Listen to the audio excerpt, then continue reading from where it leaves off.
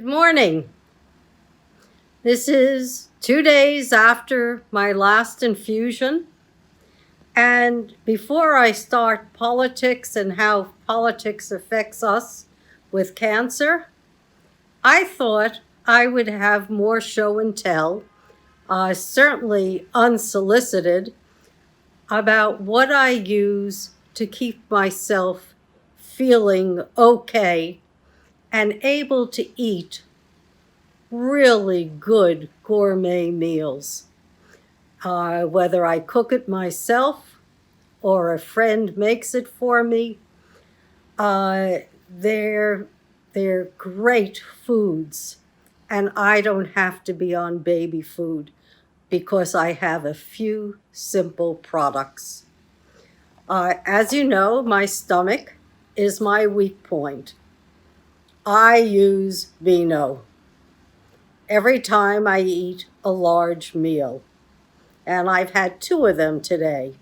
I've had pancakes with blueberries and eggs, and I've had amazing scallops with a sweet potato hash and a cucumber and green bean salad. Just awesome.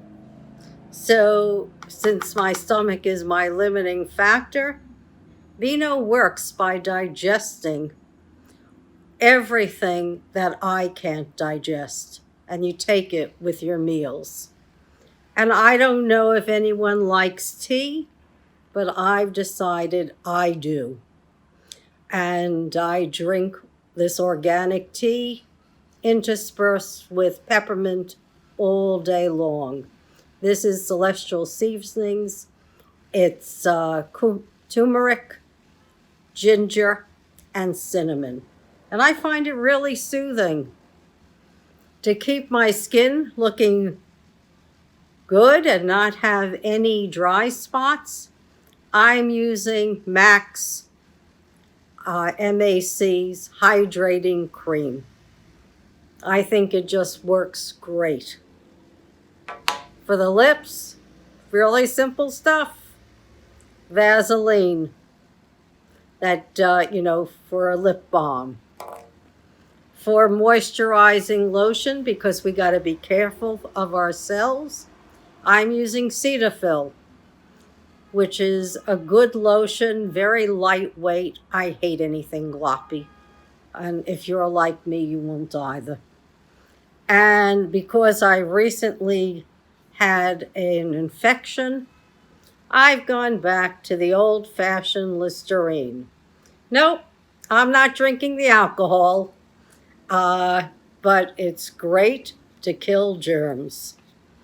And so that's my regimen. That's what I use. And if you hear background noise, that's the sounds of New York City on Broadway, on the Upper West Side.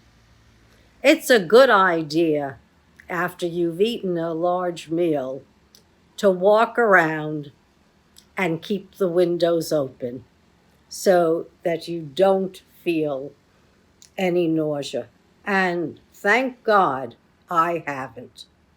My oncologist listens to me when I communicate, and I communicate regularly over the portal that New York Presbyterian Cornell provides.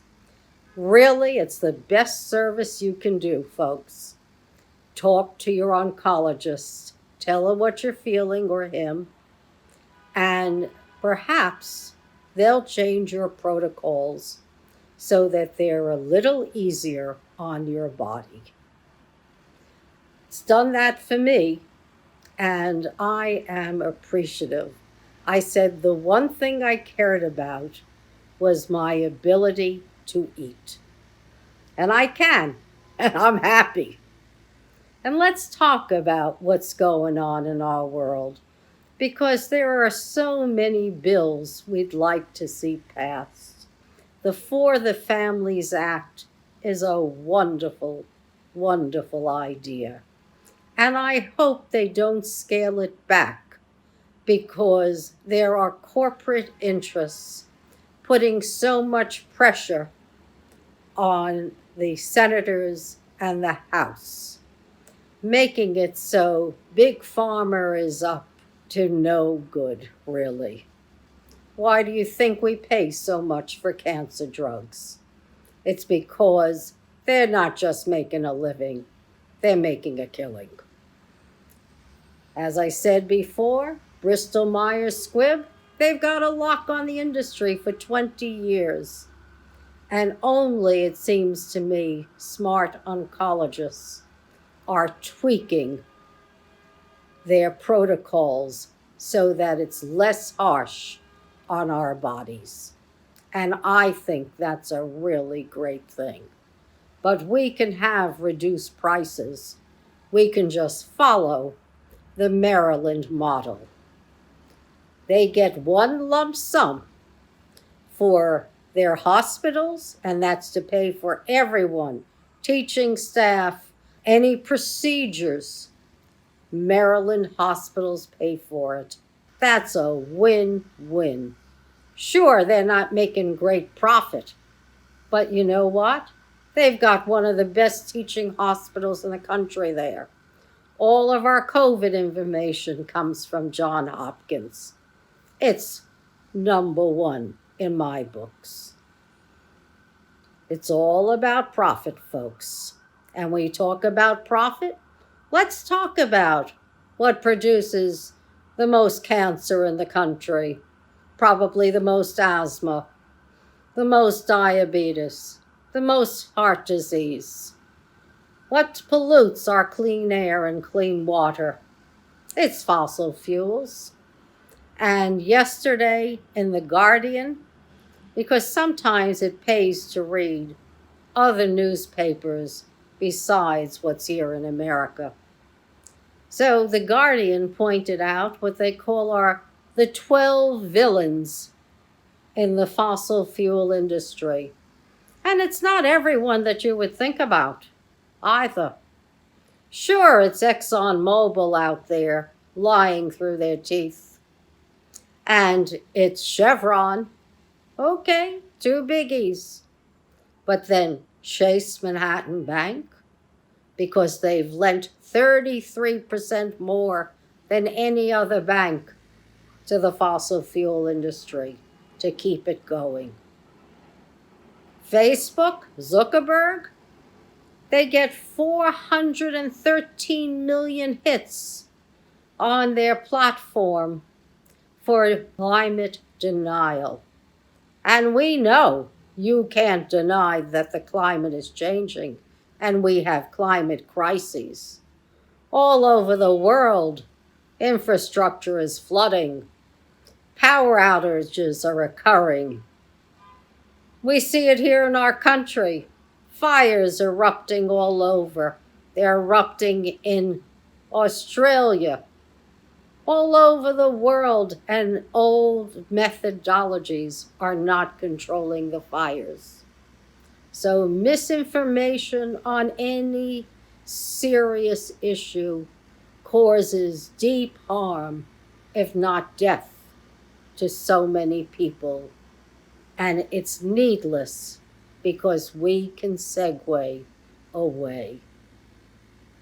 And they would make more money if they did so. If those big oil corporations joined with Bill Gates and 35 other venture capitalists to try to have fusion technology, which is a clean technology, and could really power our world without any pollution, hey, they would be making profits just like that.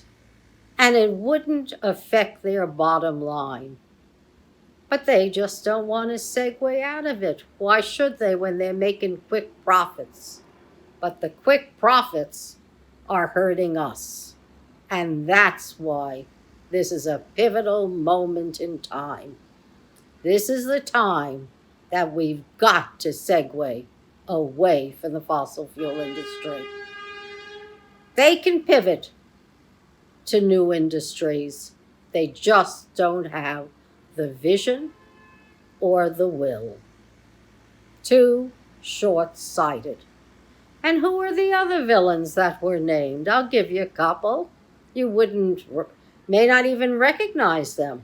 One is the CEO of Cargill, a huge mega food producer who is deforesting the Amazon so he can put in beef and soybeans there.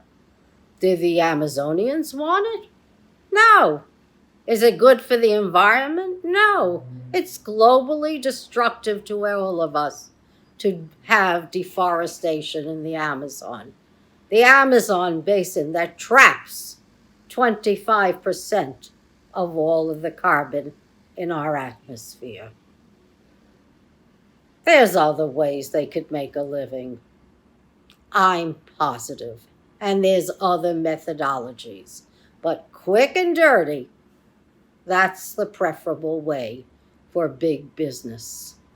And who are the other aiders of these villains? And are villains themselves?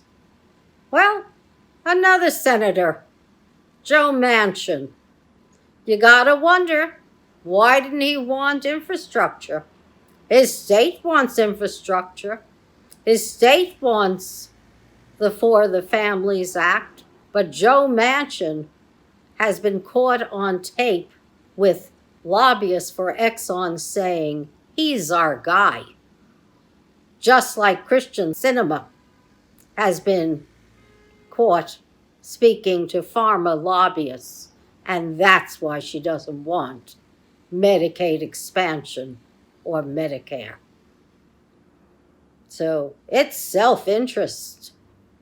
Until we pay senators and representatives more, whether it's on the local, the state, or the federal level, and get away from corporate interference in doing what's right for America, we're not going to be safe at all. But it's not Joe Manchin who's in Exxon's pocket. You keep going down the list. It's Fox News. They're into all kinds of climate denial. And folks who don't have access to the papers, other papers, and have confirmation biases, hey, they might as well be in the dark ages because they listen to these little teeny sound bites, and it's so much easier to buy into that than to have the reality of what's happening. Look around you. Look at how your community is being affected. Look and see who's suffering and who isn't. Who's got major diseases, who doesn't? Where are the fossil fuel industries planting themselves? Where are they not? Where are toxic waste settling? They're settling in poor and middle class communities, and it's causing tremendous health problems. Wake up. It's hard to do. I know. I've been there. I didn't want to smell the roses. Hey, you couldn't get me to rest unless I had to actually come through this. And now I'm on chemo time. When my body says rest, I rest. In between, hey, you see me here. And I never stop reading. And I never stop pushing for what I think is what we deserve and a better way of life. But let me give you at least one or two more guys that I remember in my head. One of them is a PR guy. His name is Edelman. And what he does is he crafts the nice stories for the fossil fuel industries. He has a couple of them that give him a couple of $1 million a year. And he says how beautiful our world is and why should we segue away from it to green energy. Well, we all know we got to do that because we can't exist, all of us, if the temperatures rise. I can't live in constant over 90-degree polluted weather with high humidity. Then I'm doing what's counterproductive, right? I'm putting on my air conditioning. So we got to get away from this. We've got eroding shorelines. The Middle East is seeing drought like they've never had before. The Mediterranean is becoming too saline for them to use as water. They're going to have to build desalinization plants all over. They're burning up. They're a perfect place for solar and wind, but they're not going there yet. But they have to, because nobody will survive in these terrible, outrageous temperatures over 100 degrees. And you're not going to survive without water, clean water, and clean air. Which brings me to the last guy on the list. His name is Ted Buttross. I never heard of him, but evidently he's an attorney, and he crafts the criminal defenses for all these fossil fuel industries. And I'm sure he's clever. I'm sure he is. But, you know, you can fool all the people all of the time, only for a little while. Now that we can see with our own eyes what's happening in our world, you can't fool us anymore. We've got to do what's right. And what's right is to have a phased timeline to get out of the fossil fuel business.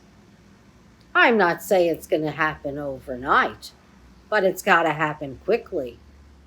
And if they decide that they're going to participate in the new economy, I'm positive they'll make a lot of money. If they're not going to participate, I would take away their subsidies until they do. When they're making $5 billion a quarter or more, I don't think they have to be subsidized anymore. But I would subsidize them if they went to new industries. Went to industries that benefited America. Because I know, and you know, that it takes research and development. And I want them to clean up their messes first, so people don't have to worry about coal slides or toxic fumes from whatever they've left behind. So that's what's on my mind, folks. This is the 100th YouTube I've done, and boy, it's been my pleasure. I look forward to seeing you every day. And I look forward to seeing you for my 101 YouTube as well next week. So God bless you for listening. Thank you for being here. It makes my day. And I hope the outside New York sounds weren't too much. But very honestly, it's helpful for me after I've eaten to have some fresh air. And if I can't go out, that's the next best thing. So keep on moving, everyone. You can do it. If I can do it, you can do it. And God bless you all once again. Have a lovely day. Bye now, and take care.